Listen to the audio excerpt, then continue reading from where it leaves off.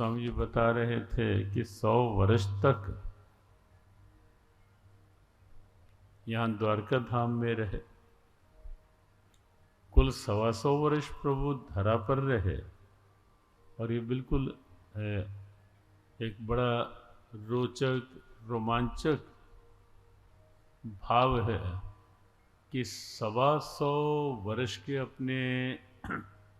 लीला काल में 100 वर्ष द्वारका धाम में प्रभु रहे। तो स्वाभाविक है कि इस धाम का महत्व कुछ अलग ही है,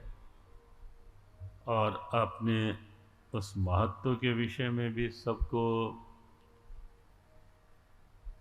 बहुत प्रेरक शब्दों में सबको आह्लादित किया कि क्या भाव है, क्या प्रभाव है, उस पर भी चर्चा रहेगी ही। लेकिन अभी हम स्तुति कर लेते हैं। और आज ये सौभाग्य है कि द्वारका धाम में 4 दिवसीय प्रवास, सत्संग प्रवास, और उसमें सभी पूज्य संतों का यहाँ आश्रमस्थ जो पूज्य संत हैं, जो यहाँ के प्रमुख हैं, और आदिपुर गांधी धाम से मेरे पूज्य प्रकाशानंद जी महाराज, सबका यहाँ प्रथम दिन दर्शन करके और उनकी पावन स्नेहिल सन्निधि में उनके आशीर्वचनों के साथ 4 दिवसीय सत्संग प्रारंभ, यह अनुभूति स्वाभाविक ही हर्षित कर रही है, आह्लादित आप्लावित कर रही है। सभी पूज्य संत चरणों में वंदन नमन के साथ आइए प्रारंभ में स्तुति करके हम भी अर्जुन के भाव के साथ अपना भाव जोड़ें और स्तुति की भाव, क्योंकि हमें कहीं ना कहीं द्वारका धाम में हैं तो वृंदावन को भी द्वारका धाम से जोड़ना है, कुरुक्षेत्र को भी द्वारका धाम से जोड़ना है,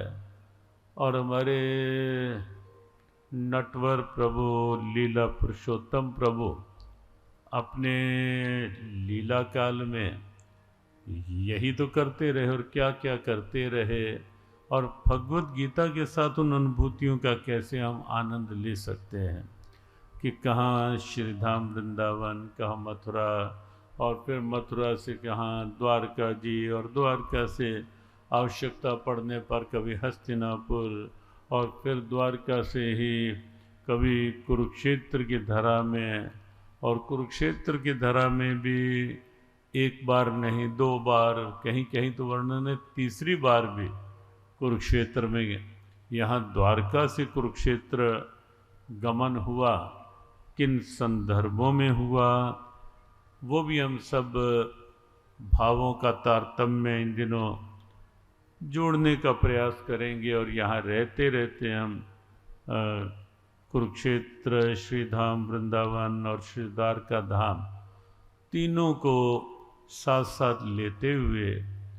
सत्संग चर्चा में आगे बढ़ेंगे। लेकिन अभी सर्वप्रथम स्तुति का भाव प्रारंभ में संस्कृत में ही, और फिर साथ साथ अर्थ समझने हेतु तो हिंदी में भी करते हुए हम प्रवेश करें। बहुत आनंदमय स्तुति है, भगवान से अपनापन,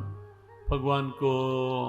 विनम्र प्रणाम करने के लिए, नमस्कार करने के लिए, और नमस्कार में भी चारों ओर इसमें एक मंत्र ऐसा है कि जो, क्योंकि गीता जी में प्रत्येक भाव के मंत्र हैं, एक मंत्र ऐसा इसमें आएगा कि जब हम कहीं भगवान की प्रदक्षिणा करते हैं, परिक्रमा करते हैं, यज्ञ की या कहीं धाम की, तीर्थ की परिक्रमा कर रहे होते हैं, तो वह मंत्र परिक्रमा के तत्व को भी प्रकट करता है कि परिक्रमा क्यों, समक्ष से भी प्रणाम, आगे से भी प्रणाम, पीछे से भी प्रणाम, चारों ओर क्योंकि प्रभु व्याप्त हैं। और दर्शन तो करेंगे तो केवल सामने से करेंगे, लेकिन इस स्तुति में अर्जुन ने चारों ओर से प्रभु को प्रणाम किया है कि आपका तत्व केवल समक्ष से तो है ही है, लेकिन चारों ओर में आप ही तो तत्व रूप में विराजित हैं, तो वह भी अब इसी स्तुति में अनुभव करेंगे।